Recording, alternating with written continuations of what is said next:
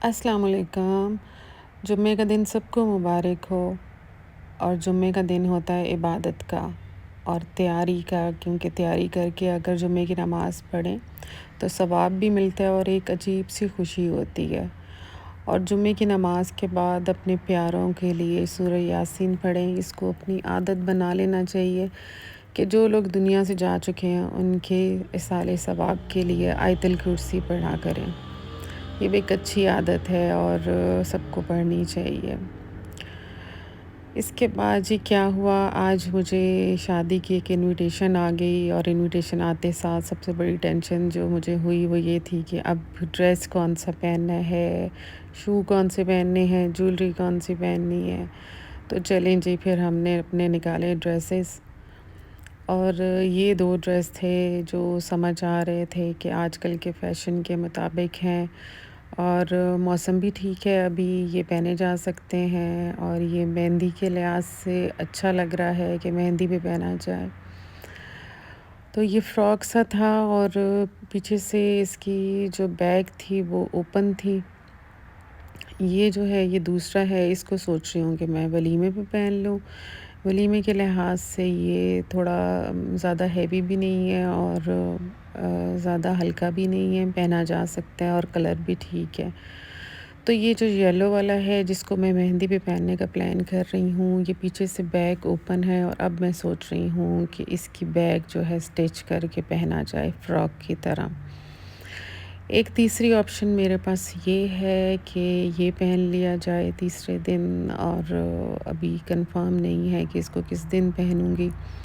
लेकिन एक ये ऑप्शन भी है जो आजकल के फ़ैशन के मुताबिक लंबी शर्ट है, क्योंकि बीच में ऊंची शर्ट्स भी आ गई थी, तो लंबी शर्ट्स में मेरे पास यही वैरायटी है अभी फ़िलहाल।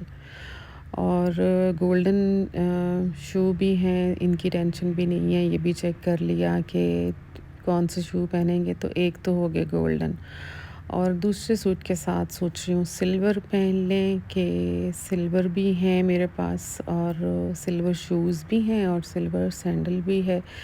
तो इन दोनों में से देखें क्या पहना जाता है या क्या पहनूँगी उस दिन। ये तो जिस दिन जाएँगे उस दिन डिसाइड करते हैं कि क्या पहना जाए। अभी फ़िलहाल सारी चीज़ें इकट्ठी हो रही हैं, अब आ गई बारी ज्वेलरी की। ज्वेलरी जो है, गोल्ड की ज्वेलरी तो आजकल पहनने वाले हालात नहीं हैं और आर्टिफ़िशियल ज्वेलरी शादी के लिहाज से है नहीं। तो अब ये तो बन गई एक टेंशन कि कौन-सी चीज़ मैच करेगी और कौन-सी चीज़ पहनी जाएगी। ख़ैर, ये कुछ बेहतर लग रहे हैं, किसी एक सूट के साथ ये पहने जा सकते हैं। फिर बाकी अभी सोचते हैं कि क्या किया जाए। तो ये भी एक है, लेकिन ये किसी के साथ मैच नहीं कर रहा मेरे ख़्याल में और सिल्वर जो हैं वो भी इतने कोई ख़ास नहीं है कि पहने जाएँ शादी के लिहाज से। तो ज्वेलरी का तो टेंशन ही बन गई कि अब ज्वेलरी कौन-सी पहनी जाएगी। इसके बाद मुझे याद आया कि मेरे पास बड़ी प्यारी चेन्स हैं, वो भी चल सकती हैं गोल्डन के साथ और एक मेरे पास इसके साथ ही एक और सेट सा भी है जिसके साथ इयररिंग्स भी हैं और साथ उसके चेन भी है। तो मेरे ख़्याल में वो मेरे ग्रे और येलो सूट के साथ अच्छा लगेगा। आप क्या कहते हैं कि ये अच्छा लगेगा? तो ये एक सेट है मेरे पास, ये भी पहना जा सकता है। साथ ही जी भूख लग गई और मैंने ऑर्डर किए लोडेड फ्राइज़ और वो खाने लग गई। इसके बाद जी आई खाने की बारी। अब चलते हैं खाना बनाते हैं, क्योंकि बेटे के कुछ फ्रेंड्स आए हुए हैं, उनके पेपर हैं तो सारे इकट्ठे होके कंबाइंड स्टडी कर रहे हैं। तो वो कह के गए थे कि जी हम राइस में कुछ खाएँगे, तो अब हमने प्लान किया कि हम राइस बनाएँ और साथ सालन बनाएँ।